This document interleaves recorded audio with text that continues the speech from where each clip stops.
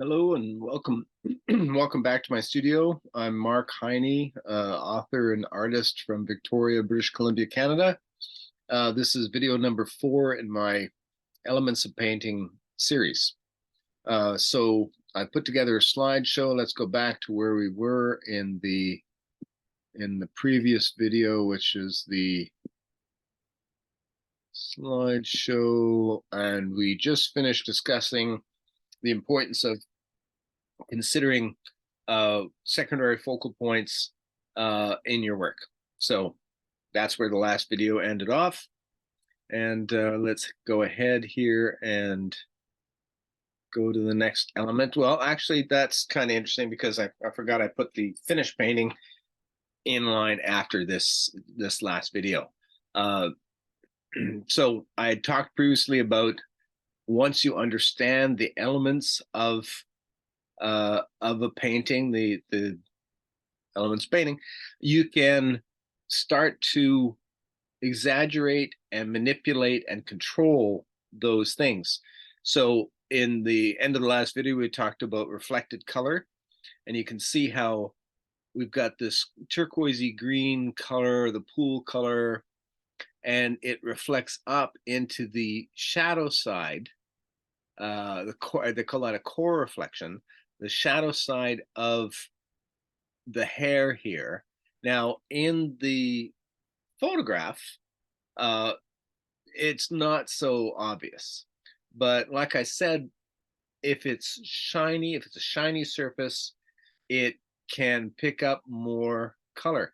And this is something that I quite often exaggerate in my work, so I come to recognize what the reflected colors are, and I amplify them.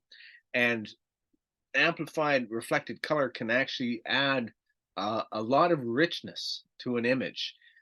So it's something that I do often do is go overboard with the reflected color just to keep the image quite colorful.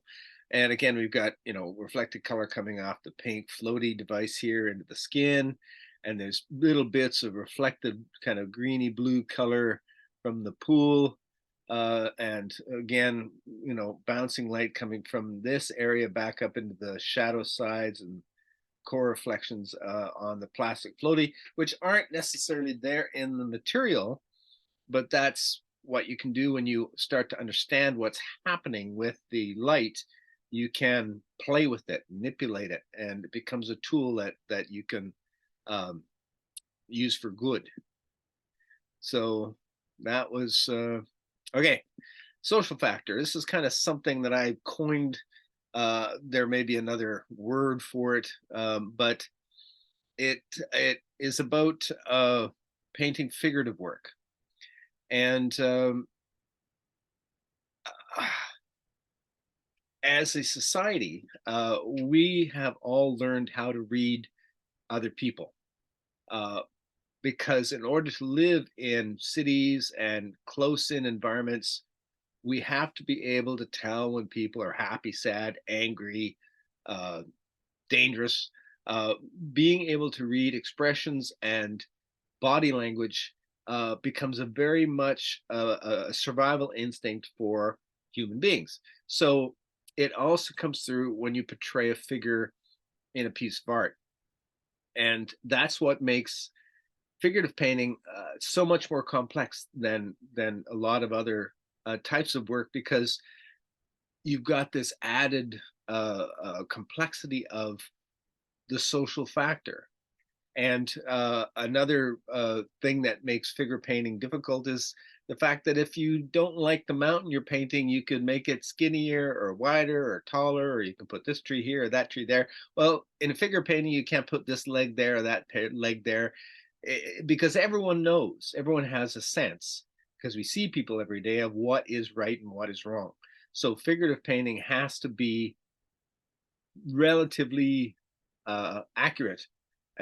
You can't play with it as much. You can't be as relaxed with it as much, because people may not know what's wrong, but they will be able to see that something's wrong. It's kind of like perspective. Everybody has a sense of perspective. nobody, not everybody knows how to draw in perspective so that it's right, but everyone has a sense of it because we walk around in the world all day long, and we look up at a building, and we may not understand that, the top edge of that roof is vanishing down to a vanishing point on the horizon, but because that's the way sight works. You may not understand it, but when it's not right, because that's not what you're seeing every day. So everyone has a sense of the social factor of figurative work. So something definitely to consider, especially if you're trying to build a specific mood into a painting or an emotional type of effect. Social factors important. And here you have another sort of example of social factor in terms of a pose and how it affects the feel of the painting, right? It's got this sort of casual kind of feel and lean to it. So it's an aspect that you won't get in a landscape without a figure painting in it, without a figure in it, because it adds another element that you don't get typically.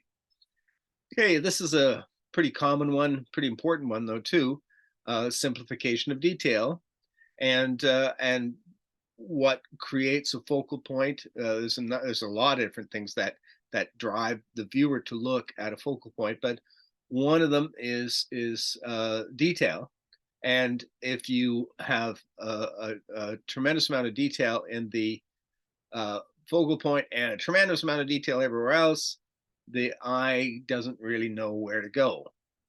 So it can help your cause to draw people to your focal point by just simplifying some of the details. I mean, the edges can be clean and things, but you don't even have to have that. Actually, that's another one of the things that drives view to a focal point is focal point and sharp edges. So, but in this specific case, simplification of detail is an important part of trying to drive a viewer to look at what you want them to look at, the focal point of the painting. And then, of course, right after simplification of detail, we have concentration of detail, which is basically same thing, only opposite. It's increasing the detail in the focal areas so that your eye is drawn to the focal point here, and there's a secondary focal point here. Um, Concentration of detail is one of those things that really helps to helps the viewer to look at what you want them to look at first, and keep them interested in that painting. Angle of view, like that. Well, in the previous video, that long horizontal painting of the parade that I did from a viewpoint of a child. This has a specific viewpoint where the hips of the character line up with the horizon, but the horizon is not there. And I've got this effect of almost a ghost type of uh, image because of each one of these paintings. This is one of my Sirens paintings. So each one of these paintings corresponds to a point of interest in the story. So in the book, there are certain descriptions, and then the paintings are visualizations of what's happening within the storyline. And on this particular instance, this effect of the multiple forms was part of convergence. It was part of the storyline. So anyway, this is about angle of view, and considering the angle of view in advance is important. This is one of my dad's paintings. My dad was a marine artist, and he was an incredible draftsman. He could take a viewpoint from anywhere and draw something. So he didn't necessarily need material that was taken from a drone to look down and see this, because this is pre-drone by quite a number of decades. but he knew enough about the construction of the objects, and he had the drawing ability to be able to draw an image from any angle that he cared to, and that gave him tremendous creative freedom. I remember there's a painting of his where he's up in the air, maybe I don't know, 700 or 800 feet, looking down over the downtown harbor in Victoria when the Princess Marguerite ferry was pulling in, and the perspective and the technical ability to be able to render that from your mind uh, accurately enough to look like a realism type of painting is was quite astounding. So point of view can be an important part. Like this one, this painting, for instance, is point of view is primary in the painting, right? It's one of the most important parts of this painting. So something to be able to manipulate and something to think about in advance as an element of painting. And here, negative space. Quite often, negative space is something that you want to be careful of as opposed to exploit. Negative space, not too many people use it as an advantage, but it can be a real disadvantage if you don't think about it. So it's something to be careful of. When you're creating these shapes where the figure isn't, this triangle shaped in the corner, and this block shape here, and this shape here, negative spaces can compete with the positive spaces. So something to think about if you can find a way to utilize that and maybe use it for your advantage. Maybe something like an extreme composition where you've got this big negative space and a small amount of positive space can be used to create a dynamic composition. So negative space is something just to think about and keep in your head, that especially in the planning stage. And okay, this is a big one, I think. Plan of attack. And again, it's this demo I've done of the my daughter in the pool in the backyard. You can see I've got a little device here. You can't quite see it, but this is a piece of aluminum bar that's clamped to the top of my drawing table, and it's got the photograph that I've printed up as my reference material. And you can't see it here because it's folded back, but there's a piece of acetate with a grid drawn on it. So I can fold that down and I can draw onto the canvas using a grid pattern, which gives you reference points and makes the drawing process a little easier. And then I just fold back the transparent grid when I'm painting. So this device for holding my material allows me to swing the material this way or that way, or move it up or down, or clamp it on the side. So I can basically have the material floating over top of the artwork. So I'm not looking up here and then back down, and looking up here and then back down. I can have it right in front of me as I'm working, and it makes things a lot easier. So plan of attack.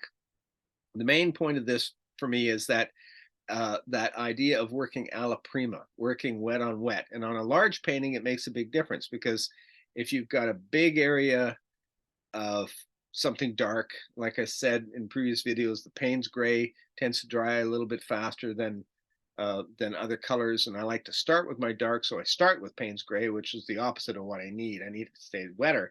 So I mix a little bit of water mixable stand oil. I use it in a little, in a little squirt bottle. There we go, stand oil.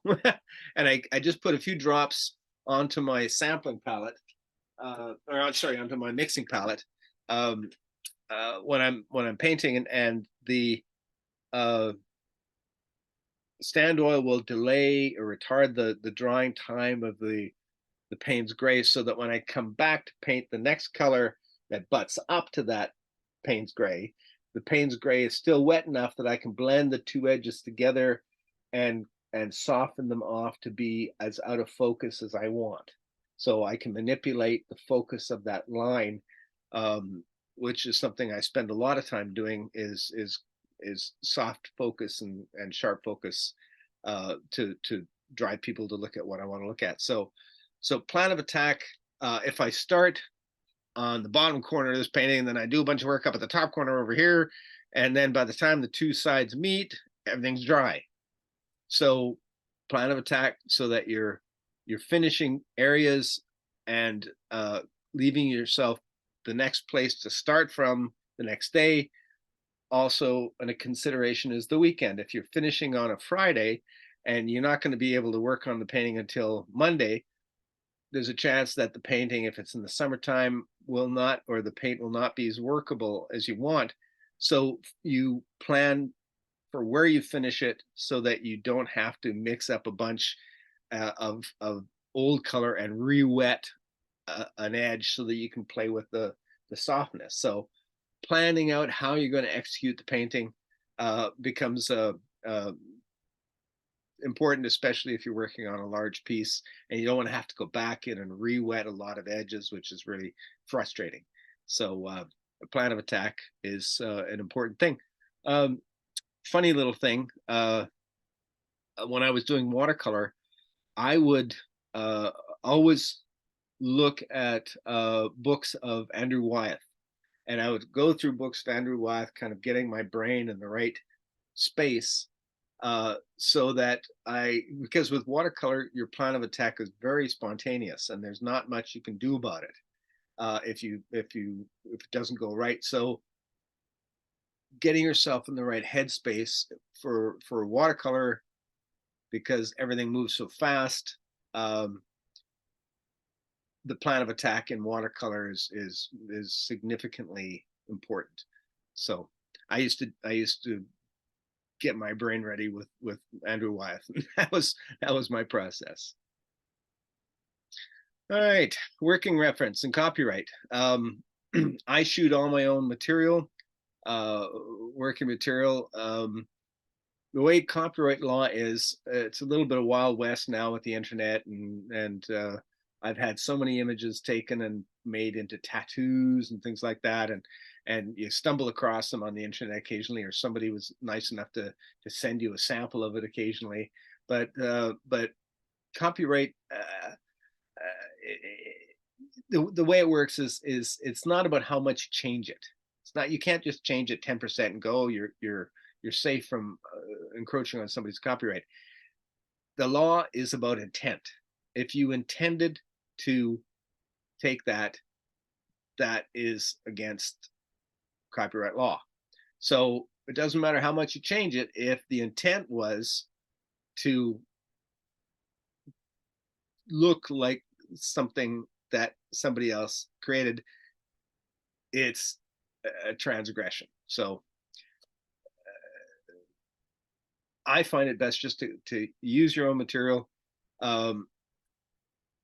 I also get very frustrated when I see a lot of people out there painting, paintings of celebrities like Harrison Ford from a magazine, from some professional photographer who owned that copyright, uh, and you can't just claim that to be your painting and your copyright, because it's not original.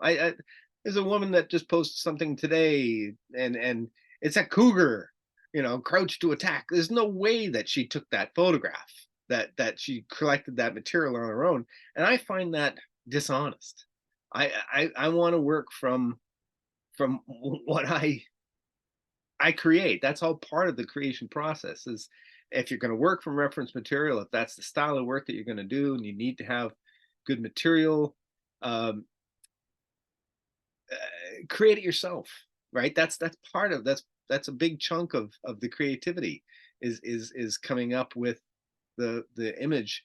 And for me, the working material, the reference, and the photography, that's all just um, uh, sorry, I'm just looking at the time here. It's all just a means to an end. So I'm not shooting with a Hasselblad and a $7,000 dive housing. I'm shooting with these little crappy underwater cameras that keep leaking, and I have to buy a new one every now and then.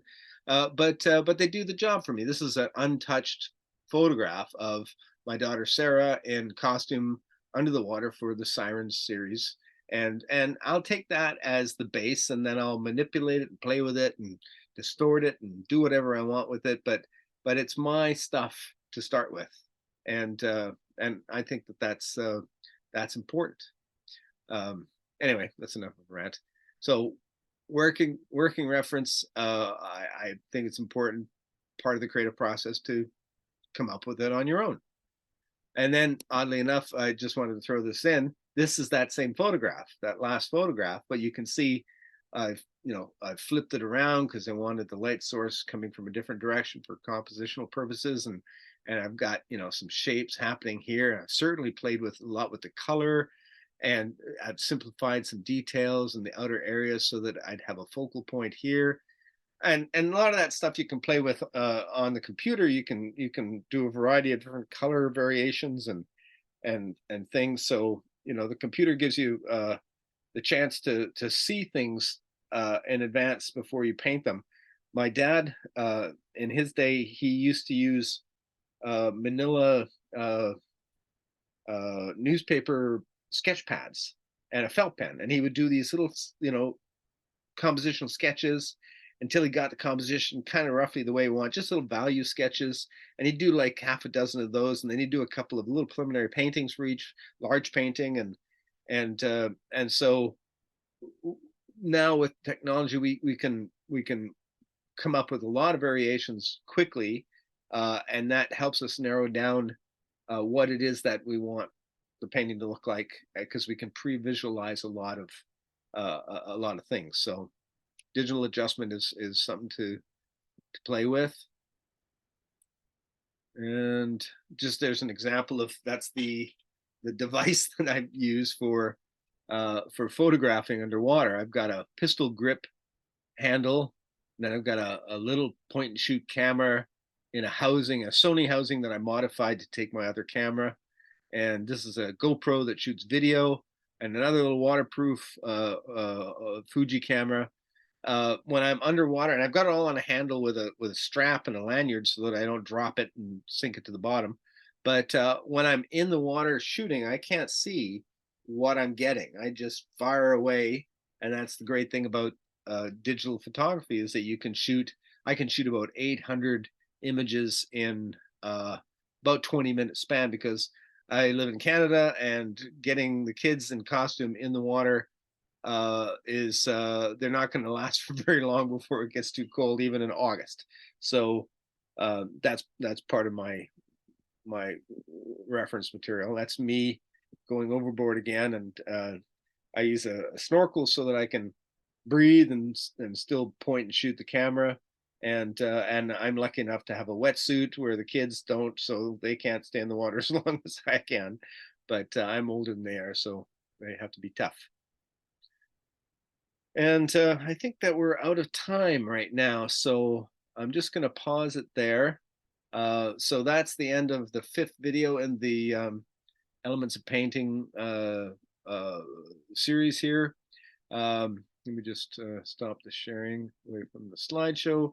So thanks so much for watching. I hope you picked up something from it that you can use for your work, and stay tuned for the next video. I hope that you come back and watch. So thanks very much.